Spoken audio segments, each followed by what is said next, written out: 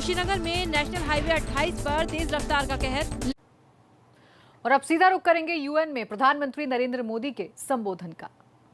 वैश्विक महामारी से निपटने के प्रयासों में संयुक्त राष्ट्र कहां है? एक प्रभावशाली रिस्पांस कहां है?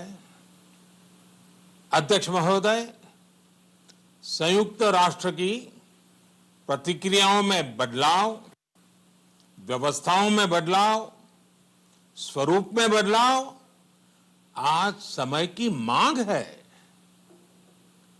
संयुक्त राष्ट्र का भारत में जो सम्मान है, भारत के 130 करोड़ से ज्यादा लोगों का इस वैश्विक संस्था पर जो अटूट विश्वास है, वो आपको बहुत कम देशों में मिलेगा। लेकिन ये भी उतनी ही बड़ी सच्चाई है कि भारत के लोग संयुक्त राष्ट्र के रिफॉर्म को लेकर जो प्रोसेस चल रहा है, उसके पूरा होने का बहुत लंबे समय से इंतजार कर रहे हैं। आज भारत के लोग चिंतित हैं कि क्या ये प्रोसेस कभी एक लॉजिकल एंड तक पहुंच पाएगा? आखिर कब तक भारत को संयुक्त राष्ट्र के डिसीजन मेकिंग स्ट्रक्चर से अलग रखा जाएगा? एक ऐसा देश जो दुनिया का सबसे बड़ा लोकतंत्र है, एक ऐसा देश जहां विश्व की 18% से ज्यादा जनसंख्या रहती है, एक ऐसा देश जहां सैकड़ों भाषाएं हैं, सैकड़ों बोलियां हैं, अनेकों पंथ हैं, अनेकों विचारधारा हैं, जिस देश ने सैकड़ों वर्षों तक वैश्विक अर्थव्यवस्था का नेतृत्व करने और सैकड़ों वर्षों की गुलामी दोनों को जिया है। अध्यक्ष महोदय, जब हम मजबूत थे तो दुनिया को कभी सताया नहीं।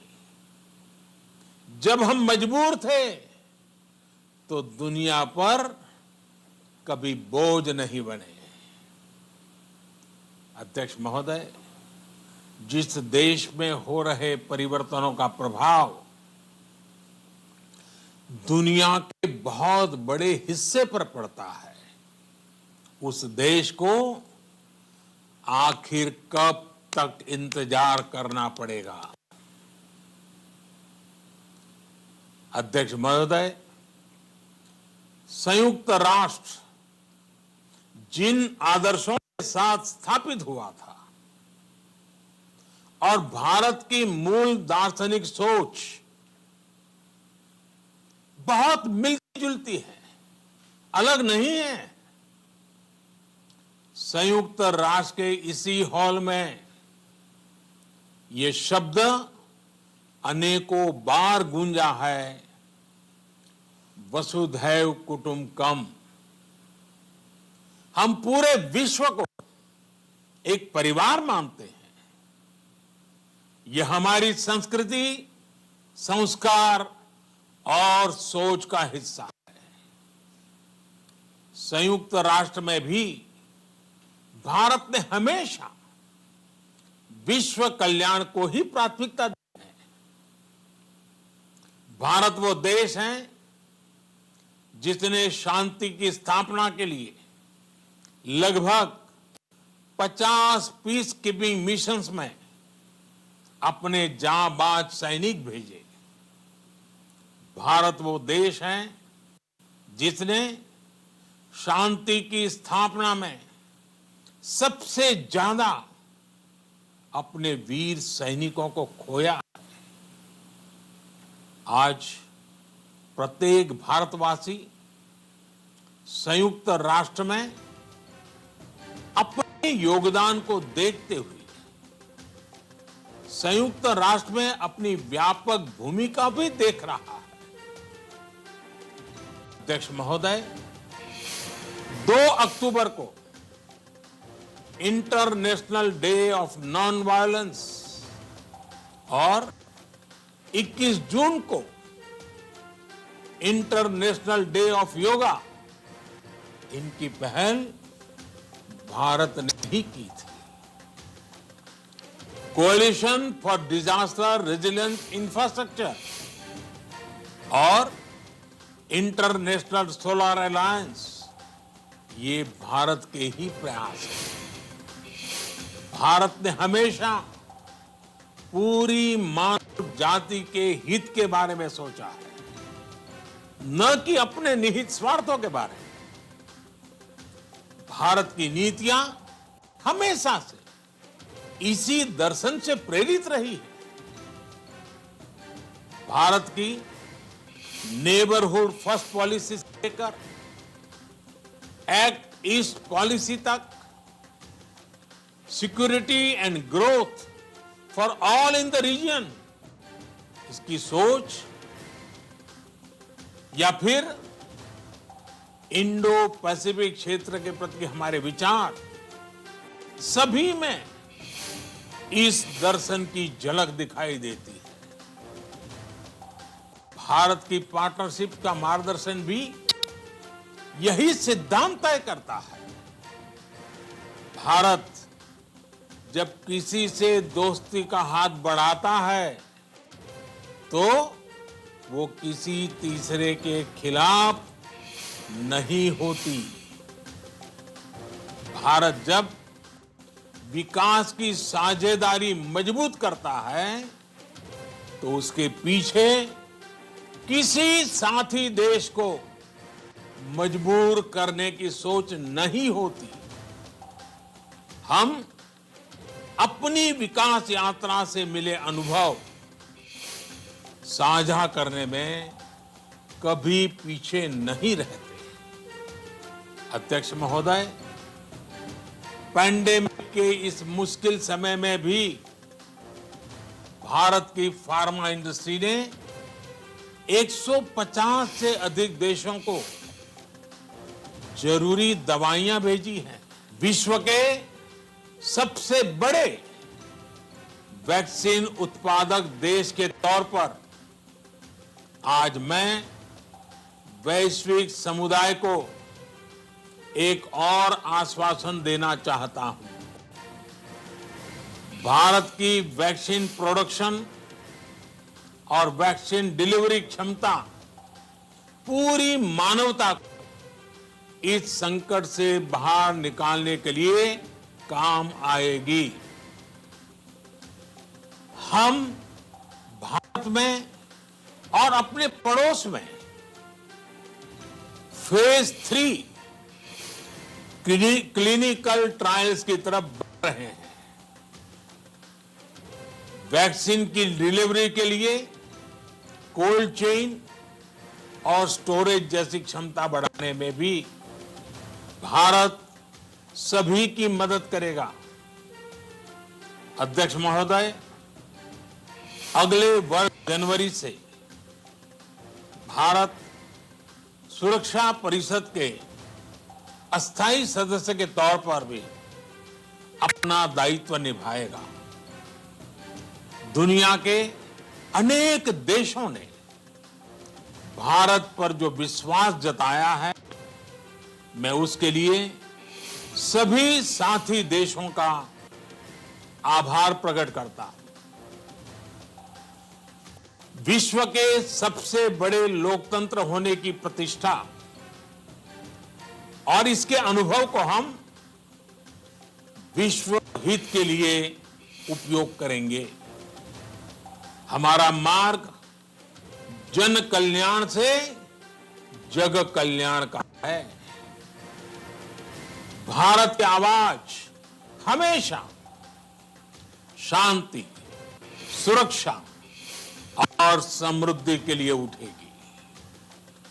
भारत की आवाज मानवता, मानव जाति और मानवीय मूल्यों के दुश्मन आतंकवाद, अवैध हथियारों की तस्करी, ड्रग्स, मनी लॉन्ड्रिंग के खिलाफ उठेगी। भारत की सांस्कृतिक धरोहर, संस्कार, हजारों वर्षों के अनुभव हमेशा विकासशील देशों को ताकत देंगे।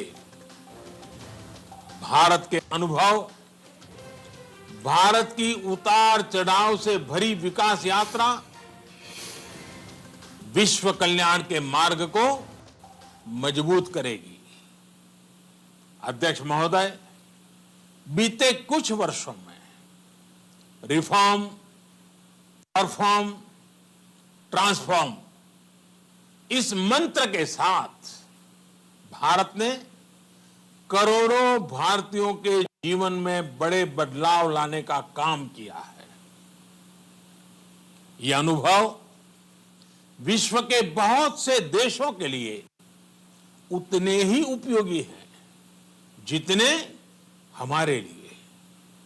सिर्फ 4-5 साल में 400 मिलियन से ज्यादा लोगों को बैंकिंग सिस्टम से जोड़ना आसान नहीं था, लेकिन भारत ने ये करके दिखाया। सिर्फ 4-5 साल में 600 मिलियन लोगों को ओपन डेफिकेशन से मुक्त करना आसान नहीं था, लेकिन भारत ने ये करके दिखाया। सिर्फ 2-3 साल में 500 मिलियन से ज्यादा लोगों को मुफ्त इलाज की सुविधा से जोड़ना आसान नहीं था, लेकिन भारत ने ये करके दिखाया। आज भारत डिजिटल ट्रांजैक्शन के मामले में दुनिया के अग्रणी देशों में है। आज भारत अपने करोड़ों नागरिकों को डिजिटल एक्सेस देकर एम्पावरमेंट और ट्रांसपेरेंसी सुनिश्चित कर रहा है। आज भारत वर्ष 2025 तक अपने प्रत्येक नागरिक को टीबी से मुक्त करने के लिए बहुत बड़ा अभियान चला रहा है। आज भारत अपने गांवों के 150 मिलियन घरों में पाइप से पीने का पानी पहुंचाने का अभियान चला रहा है। कुछ दिन पहले ही भारत ने अपने 6 लाख गांवों को ब्रॉडबैंड ऑप्टिकल फाइबर से कनेक्ट करने की बहुत बड़ी योजना की शुरुआत की है। अध्यक्ष महोदय, पैंडेमिक के बाद बनी परिस्थितियों के बाद हम आत्मनिर्भर भारत के विजन को लेकर आगे बढ़ रहे हैं। आत्मनिर्भर भारत अभियान ग्लोबल इकोनॉमी के लिए भी एक फोर्स मल्टीप्लायर होगा। भारत में आज ये सुनिश्चित किया जा रहा है कि सभी योजनाओं का लाभ बिना किसी भेदभाव प्रत्येक नागरिक तक पहुंचे। विमेन एंटरप्राइज और लीडरशिप को प्रमोट करने के लिए भारत में बड़े स्तर पर प्रयास चल रहे हैं। आज दुनिया की सबसे बड़ी माइक्रो फाइनेंसिंग स्कीम्स का सबसे ज्यादा लाभ भारत की महिलाएं ही उठा रही है। भारत दुनिया के उन देशों में से एक है जहां महिलाओं को 26 वीक्स की पेड मैटरनिटी लीव दी जा रही है। भारत में ट्रांसजेंडर्स के अधिकारों को सुरक्षा देने के लिए भी कानूनी सुधार दिए गए हैं।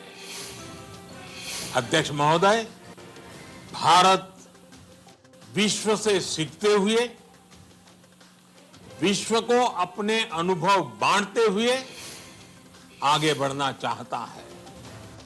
मुझे विश्वास है कि अपने 75वें वर्ष में संयुक्त राष्ट्र और सदस्य सभी देश इस महान संस्था की प्रासंगिकता बनाए रखने के लिए और प्रतिबद्ध होकर काम करेंगे।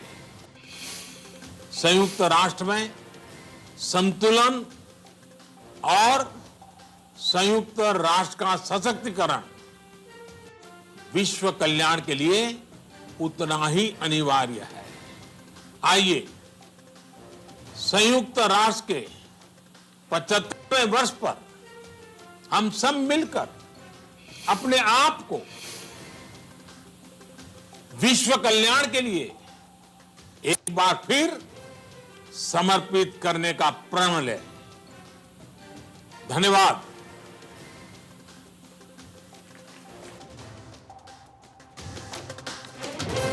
तो प्रधानमंत्री नरेंद्र मोदी का यूएन में ये संबोधन, और उन्होंने बताया कि इस विपदा की घड़ी में जब महामारी फैल रही है पूरी दुनिया में, भारत एक ऐसा देश है जो न सिर्फ इस महामारी के खिलाफ एकजुट होकर जंग लड़ रहा है, बल्कि इस महामारी के बाद कैसा होगा भारत का स्वरूप, ये भी तय कर रहा है।